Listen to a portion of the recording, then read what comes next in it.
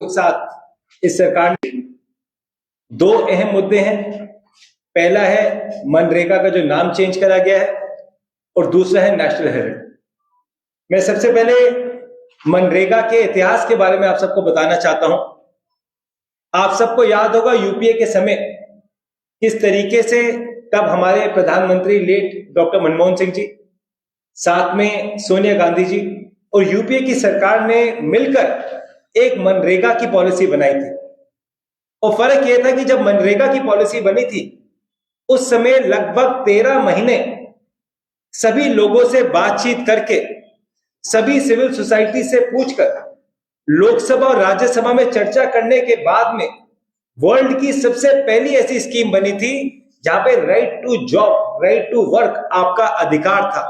हमने आपको अधिकार दिया था राइट टू वर्क का। और मुझे याद है उस समय एक नारा जो देश भर में चलता था, हर हाथ को काम दो, काम को पूरा दाम दो। मैं फिर से कहूंगा, हर हाथ को काम दो, काम को पूरा दाम दो।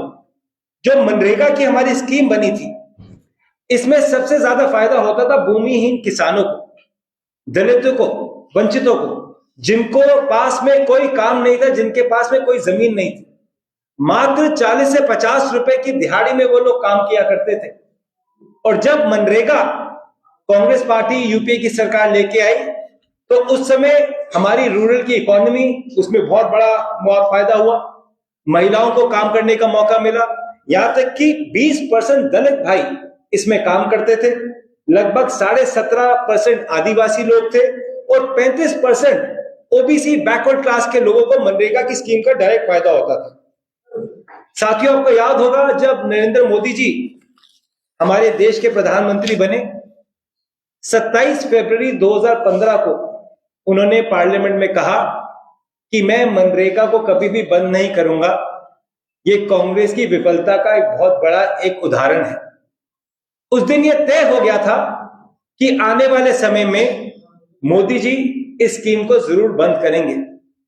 पर आपको यह भी याद रखना है, जब देश में कोविड का समय आया, जब सब लोगों को परेशानी हुई, तो केवल मनरेगा की वजह से ही सबसे ज्यादा फायदा हमारे देश के मजदूरों को हुआ। वो दृश्य आपको याद होगा जब देश भर में लाखों मजदूर पैदल चल के अपने घरों की तरफ जा रहे थे। उस समय अगर इन मजदूरों की किसी ने मदद करी तो मनरेगा ने करी। तो कांग्रेस पार्टी जब मनरेगा लेके आई थी तो कांग्रेस पार्टी विचार करके, लोगों से बात करके, राज्यसभा लोकसभा में विपक्षी दलों का सुझाव लेकर स्कीम को लेकर आई थी। परंतु अब देखिए किस तरीके से Bharatiya Janata party backdoor entry के माध्यम से बिना किसी को बताए 12 करोड़ लोगों के साथ इन्होंने नाइंसाफी करी है। अभी जब विंटर सेशन दिल्ली में था, लोकसभा का, राज्यसभा का, तो सबसे पहली बात, जब कभी भी कोई पार्लियामेंट का सेशन होता है, जैसे भाई साहब एमएलसी हैं, इनका सेशन होता है, ये एमएलए, इनका विधानसभा का सेशन होता है, तो सेशन से पहले बड़े मुद्दों पर ऑल पार्टी मीट में चर्चा करी जाती है। बताया जाता है कि ये बड़े मुद्दे आएंगे, एक एजेंडा बनकर आता है। साथियों, कभी भी भारतीय जनता पार्टी ने इसको लेकर कभी भी किसी से डिस्कशन नहीं करा। यहां तक कि जैसे ही पार्लियामेंट खत्म होने वाला था, 12 दिसंबर को ये कैबिनेट में एक प्रपोजल लेकर आते हैं। उस प्रपोजल में कहते हैं कि मनरेगा का नाम बदला जा रहा है। और ये सबको, मुझे तो लगता नहीं कि हमारे जो भारतीय जनता पार्टी के प्रधानमंत्री और जो होम मिनिस्टर हैं उन्होंने अपनी पार्टी के लोगों से भी चर्चा करी होगी। चुपचाप 12 तारीख को एक कैबिनेट का प्रपोजल आता है और 15-16 तारीख को उस प्रपोजल को पार्लियामेंट में पेश करा जाता है और 18 तारीख को लोकसभा में, क्योंकि उनके आंकड़े हैं, आंकड़े होने में उनको फायदा भी है। आंकड़े थे तो उन्होंने वो काला कानून किसानों का भी पास करा था, आंकड़े थे तो नोटबंदी भी करी थी। अब आंकड़े की वजह से इन्होंने फिर से एक कानून को वो लेकर आए और पहले एक भ्रम फैलाया कि हम केवल नाम चेंज कर रहे हैं, कानून के अंदर कोई भी और चेंज नहीं हो रहा। दोस्तों, जब ये लोग नोटबंदी लेकर आए थे तो इन्होंने कहा था कि देश के अंदर काला नोटबंदी आने से ब्लैक मनी खत्म हो जाएगा, हमारी इकोनॉमी सुधर जाएगी, देश के अंदर मिलिटेंट अटैक खत्म हो जाएंगे। आपके सामने है पिछले कई सालों से जो हमारी इकोनॉमी की हालत है। इन लोगों ने कहा कि हम किसानों के लिए कानून लेकर आ रहे हैं, लगभग 750 किसानों की मौत, शहादत उन्होंने दी, उसके बाद जाके सरकार ने काले कानून जो है वापस करे थे। उसी तरीके से एक बार फिर से ये लोग एक और एजेंडा लेकर आ गए। अब इन्होंने क्या करा, मनरेगा के नाम को महात्मा गांधी जी के नाम को बदल के इन्होंने इसमें राम जी नाम लगा दिया। श्री राम भगवान पे हम सब की आस्था है, हम सब उन पे विश्वास करते हैं, हमारे पूजनीय, हमारे आदरणीय हैं और उनके मार्ग पे हम सब चलते हैं। वो मर्यादा पुरुषोत्तम राम है, परंतु भगवान राम का नाम का इस्तेमाल करके किस तरीके से 12 करोड़ लोगों के साथ इन्होंने नाइंसाफी करी है, इसके लिए स्वयं श्री भगवान भी इनको माफ नहीं करेंगे। पहली जो हमारी स्कीम थी गारंटी फॉर जॉब। हम देश के 12 करोड़ लोगों को काम की गारंटी देते थे, परंतु अब जिस तरीके से ये वीबीजी राम जी यानी कि विकसित भारत गारंटी फॉर रोजगार एंड आजीविका मिशन, जिसमें 2 बार जी शब्द का इस्तेमाल है, अब आगे आपको पता चलेगा जी से फायदा किसको होगा। तो इस पॉलिसी को वो लेकर आए और मुझे साफ साफ लगता है कि इस पॉलिसी से आने वाले समय में हमारे देश के 12 करोड़ लोगों को बहुत बड़ा नुकसान होने वाला है। भारतीय जनता पार्टी की, मोदी सरकार की एक पुरानी आदत है, वो नाम बदलने में बहुत इस्तेमाल करते हैं। पहले स्कीम थी निर्मल भारत अभियान, उसका नाम कर दिया स्वच्छ भारत अभियान। एक स्कीम थी नेशनल मैन्युफैक्चरिंग पॉलिसी की स्कीम थी, उसका नाम कर दिया मेक इन इंडिया। एक थी नेशनल स्किल डेवलपमेंट, उसका नाम कर दिया स्किल इंडिया। और नेशनल ई गवर्नेंस का उन्होंने कर दिया डिजिटल इंडिया। पुरानी स्कीम्स के नाम बदलने की इनकी बहुत बड़ी आदत है, परंतु इस स्कीम में इन्होंने केवल नाम ही नहीं बदला, इन्होंने पूरी की पूरी स्कीम ही बदल दी। जो अधिकार कांग्रेस के समय 12 करोड़ लोगों को रोजगार का दिया था, वो अधिकार बदल दिए। मैं आपको 5 उदाहरण देना चाहता हूं जिससे आप लोग भी समझ पाएंगे किस तरीके से इस अधिकार को बदला गया। हमारे समय जो मनरेगा की स्कीम थी, वो स्कीम थी डिमांड बेस्ड स्कीम, यानी कि आपको मांग पर आधारित एक नियम से आपको काम मिलता था। किसी भी गांव के अंदर परिवार का एक व्यक्ति अपना पर्चा भर के काम मांग सकता था और उसको 5 किलोमीटर के अंदर काम मिलता था। 100 दिन की गारंटी काम की मिलती थी। सबसे बड़ी बात है, काम नहीं भी मिलता था तो उसको वो पैसे मिलते थे। तो हमारी जो स्कीम थी वो डिमांड बेस्ड स्कीम थी।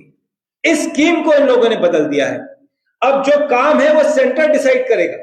आज सेंटर बताएगा कि वहां काम होना या नहीं होना, लोकल स्तर पे कोई गारंटी नहीं। इनका मन चाहे तो महाराष्ट्र को काम देंगे, इनका मन चाहेगा तो महाराष्ट्र को काम भी नहीं देंगे। तो 12 करोड़ लोगों को जो पहले गारंटीड काम मिलता था, इस स्कीम के बाद वो काम नहीं मिलेगा। साथियों, हर एक काम को करने के लिए एक फंडिंग की बहुत बड़ी जरूरत होती है। मनरेगा के समय जो 100 रुपए का काम होता था, उसकी 90 रुपए की तनख्वाह केंद्र सरकार देती थी, यानी कि 90-10 के रेशियो पे ये लोग काम करते थे। अब जो इनकी नई स्कीम आई है, उन्होंने स्पष्ट तरीके से कह दिया कि 60% पैसा केंद्र देगा और 40% पैसा जो है स्टेट देगा। हम सबको पता है इस टाइम स्टेट गवर्नमेंट की क्या हालत है। मैं कुछ आंकड़े आपके सामने बताना चाहता हूं कि किस तरीके से स्टेट की गवर्नमेंट ऑलरेडी कर्जे में डूबी हुई है। महाराष्ट्र जहां बैठे हैं, यहां 5,57,000 करोड़ का कर्जा है। मध्य प्रदेश 4,18,000 करोड़ का कर्जा है। तमिलनाडु 8,34,00,000 करोड़ रुपए का खर्चा है। यूपी में 7,29,000 रुपए का कर्जा है। राजस्थान में 5,62,000 करोड़ का कर्जा है। कर्नाटका में 5,57,000 का कर्जा है। गुजरात में 4,68,000 का खर्चा है। बिहार में 3,19,000 रुपए का खर्चा है। अब आप ये देखिए कि जो सरकारें ऑलरेडी इतने कर्जे में डूबी हुई हैं, वो आगे जाके ये पैसा कैसे दे पाएंगी। और अब होगा क्या, काम करेगा स्टेट, फोटो लगेगी मोदी जी की। तो कांग्रेस के समय 90% फंडिंग जो केंद्र सरकार देती थी, अब मात्र 60% फंडिंग केंद्र सरकार की आएगी। 40% का जो ठेका है वो स्टेट की सरकार पे उतरेगा।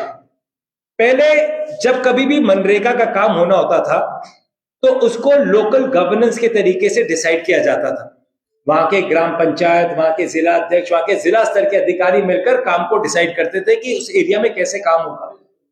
इस बिल के बाद प्रधानमंत्री मोदी जी के सेंट्रल में एसी के कमरे में बैठे हुए बड़े बड़े जितने भी इनके नेता हैं, बड़े बड़े अधिकारी हैं, ये डिसाइड करेंगे कि आगे काम होगा तो होगा कैसे। पहले जिला स्तर पे डिसाइड होता था, अब केंद्र स्तर में, मतलब दिल्ली में बैठा हुआ व्यक्ति डिसाइड करेगा कि महाराष्ट्र के गांव में काम कैसे होगा। और सबसे बड़ी बात, अब जो काम जब होता है तो उसमें मात्र 250 से 300 रुपए मिलते हैं। एक दिन के मजदूरी के हमारे मजदूर भाई बहनों को अब किस तरीके से ट्रैक करा जाएगा? जीआईएस के माध्यम से, प्राइम के माध्यम से, जियो टैगिंग के माध्यम से, डैशबोर्ड के माध्यम से, बायोमेट्रिक के माध्यम से। मैं आपको एक चीज बताना चाहता हूं, क्योंकि मैं भी दिल्ली में चुनाव लड़ता हूं, हमारे यहाँ पे भी कई लोग आते हैं। जो अधिकांश मजदूर भाई बहन होते हैं ना, उनके अंगूठे के निशान लगने कम हो जाते हैं। उनको जब वो अपने मैट्रिक्स के लिए जाते हैं तो उनको बहुत ज्यादा परेशानी होती है। अब मात्र 250 रुपए के लिए, एक दिन के काम के लिए ये लोग बैंकों के चक्कर काटेंगे। और एक इतनी बड़ी टीम मोदी सरकार ने मजदूरों पे लगा दी। अगर आपको जियो टैगिंग करनी थी, आपको डैशबोर्ड बनाना था, बायोमेट्रिक्स करने थे, तो उन लोगों की करते जो हमारी मेहनत की कमाई का करोड़ों रुपए लेके देश छोड़ के भाग गए। उनके लिए तो हमारी चौकीदारी नहीं करी, और गरीब व्यक्ति पे आपने चौकीदारी करनी शुरू कर दी है। एक और बहुत अहम मुद्दा इस स्कीम में है। पहले जब कांग्रेस सरकार मनरेगा कानून लाई थी, उससे पहले जो हमारे मजदूर भाई बहन हैं, स्पेशली जो भूमिहीन लोग हैं, उन सबको 40 से 50 रुपए दिन के काम करने के लिए मिलते थे। परंतु मनरेगा के बाद में हमारा मजदूर कहता था खेत के मालिक से, भाई मुझको 200-250 रुपए तो मिलता है, आप भी काम के मुझको 200-250 रुपए। तो उसके पास एक बार्गेनिंग पावर थी। अब इन्होंने क्या कर दिया, इस कानून के बाद एक साल में 60 दिन, जो खेती के 60 दिन होते हैं, उस समय ये मनरेगा का कानून, जो इनका नया कानून है, लागू नहीं होगा। यानी कि हमारे मजदूर भाई बहन फिर से बड़े बड़े उद्योगपतियों के पास 40 से 50 रुपए में काम करेंगे। ये कैसा अधिकार हुआ कि सरकार तय करेगी आप काम कब कर सकते हो? और जब खेती का समय आता है, वही एक समय होता है जब इन मजदूरों को और ज्यादा सम्मान मिलता है, क्योंकि सरकार तो, केंद्र सरकार खुद ही पहले पैसे देती थी। अब 60 दिन को इनको काम नहीं मिलेगा। और एक चीज और जो बहुत ज्यादा महत्वपूर्ण है, आप सबको याद होगा जब स्पीच चल रही थी लोकसभा में, तो शिवराज सिंह चौहान जी ने ऐसे पन्ना उठाया और बोलते रहे कि कांग्रेस 100 दिन का रोजगार देती थी, हम 125 दिन का देंगे, हम 125 का देंगे। पूरा जो उन्होंने न्यूज बनाई, वो बनाई कि 100 दिन का काम यूपीए के समय मिलता था, अब हमारी स्कीम में 125 दिन का काम मिलेगा। साथियों, आपको जानकर हैरानगी होगी, 2018 और 2019 में मात्र 51 दिन का काम मनरेगा के थ्रू सरकार ने दिया। 2019 से लेकर 2024 तक मात्र 42 दिन जो काम इस सरकार ने मनरेगा के माध्यम से दिया। आज जो वो 125 का नारा लगा के लोगों को भ्रमित कर रहे हैं, ये आपके लिए जानना बहुत जरूरी है। ये केवल और केवल भ्रम फैलाने का काम कर रहे हैं। ये तो 200 दिन भी कह सकते थे, क्योंकि इनको काम तो देना नहीं। काम जब ऑलरेडी पहले 42 दिन का देते आ रहे, तो अब 125 दिन का काम कैसे दे देंगे? साथियों, महात्मा गांधी जी की श्री राम जी में बहुत बड़ी आस्था थी। हम सबको पता है, जब महात्मा गांधी जी जब निहत्थे थे, उनकी उम्र उस टाइम 78 ईयर्स की थी, एक गोडसे जी ने उनको आके गोली मारी। तो स्टार्टिंग से ही आरएसएस के लोग महात्मा गांधी जी से दूरी बना के चलते थे। गोडसे ने महात्मा गांधी जी को गोली मारी, और इस सरकार ने महात्मा गांधी की सोच को गोली मारी। जिस तरीके से मनरेगा के माध्यम से 12 करोड़ लोगों को सरकार के थ्रू फायदा होता था, आज इस स्कीम के बाद ये तय है कि आने वाले समय में इन 12 करोड़ लोगों के साथ ये सरकार बहुत बुरा करने जा रही है। और मैं आपको दावे से कह रहा हूं, जैसे इन्होंने वो 3 काले किसानों के कानून पास करे थे जो इनको वापस लेने पड़े, आने वाले समय में इनको ये भी नियम अपना वापस लेना पड़ेगा। साथियों, आप सबको हमने एक आर्टिकल भी भेजा है, जो माननीय हमारी यूपी की जो अध्यक्षा थी सोनिया गांधी जी, उन्होंने लिखा है, और बहुत तरीके से उन्होंने इसमें बताया कि कैसे मनरेगा उनके समय में पास हुआ था। और आज जिस नाम को, महात्मा गांधी जी के नाम को मोदी जी हटाना चाहते हैं, साथियों ये फोटो है G20 समिट की। ये देखिए कैसे G20 समिट के समय मोदी जी स्वयं जितने भी राष्ट्र नेता, अंतर्राष्ट्रीय नेता हमारे देश में आते हैं, भले पुतिन है या कोई और है, सबसे पहले जाके वो महात्मा गांधी जी की स्मृति जाके राजघाट में जाके उन सबसे प्रेरणा लेते हैं। एक तरफ पूरा विश्व महात्मा गांधी जी से प्रेरणा लेता है, परंतु क्या कारण है ये तो आरएसएस वाले ही ज्यादा बता सकते हैं कि इनको गांधी नाम से बहुत ज्यादा चिढ़ मचती है। और यही एक कारण है, आप सबने देखा होगा 16 दिसंबर को दिल्ली में स्पेशल कोर्ट ने एक बहुत बड़ी जजमेंट दी नेशनल हेराल्ड के मामले में। साथियों, 12 साल से मोदी जी की सरकार ने हर चुनाव में, हर टीवी डिबेट में, हर एक जगह जाके ये बोला कि कांग्रेस की सरकार के नेताओं ने नेशनल हेराल्ड के माध्यम से हजारों करोड़ रुपए का नुकसान और चोरी करी। हर एक चुनाव के मंच में खड़े होकर इन्होंने चिल्ला चिल्ला के बोला कि नेशनल हेराल्ड में सोनिया जी, राहुल जी को उन्होंने एफआईआर उनके केस बुक करी। 12 साल केस चला, 12 साल। परंतु जिस दिन यह मैटर कोर्ट में गया तो जज ने सीधा उठा के उन कागजों को बाहर फेंक दिया। जज ने संज्ञान में नहीं लिया, कॉग्निजेंस जिसे कहते हैं, कि जज ने कहा तो केस ही नहीं बनता। और आपको मैं याद दिलाना चाहता हूं, जब नेशनल हेराल्ड की शुरुआत हुई तो वो शुरुआत एक प्राइवेट कंप्लेंट के माध्यम से हुई। 2014 में डॉक्टर सुब्रमण्यम स्वामी ने एक प्राइवेट कंप्लेंट ईडी को दी एफआईआर रजिस्टर करने के लिए। ईडी ने उसी समय उस कंप्लेंट को फॉरवर्ड कर दिया सीबीआई को, और सीबीआई का ऑफिशियल बयान आया कि इस पे कोई भी एफआईआर नहीं बनती।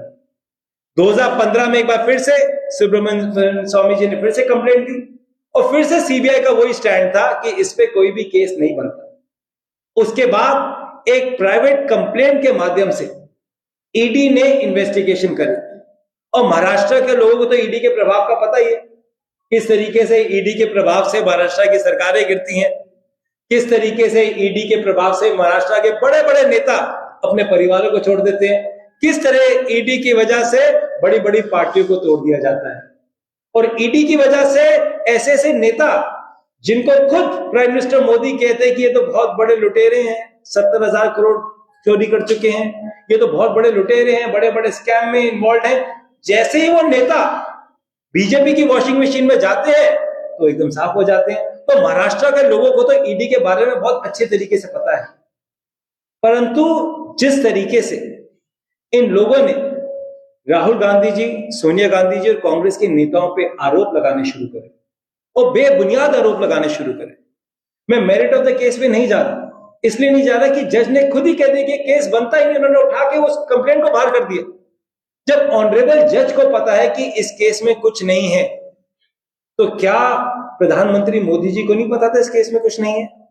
और जिस अधिकारी ने, ईडी के अधिकारी ने आज से लगभग 5 साल पहले कहा कि इस केस में कुछ नहीं बनता, उस अधिकारी का तबादला कर देते, और केवल ईडी के माध्यम से डराने का काम आप कांग्रेस पार्टी को करते हैं।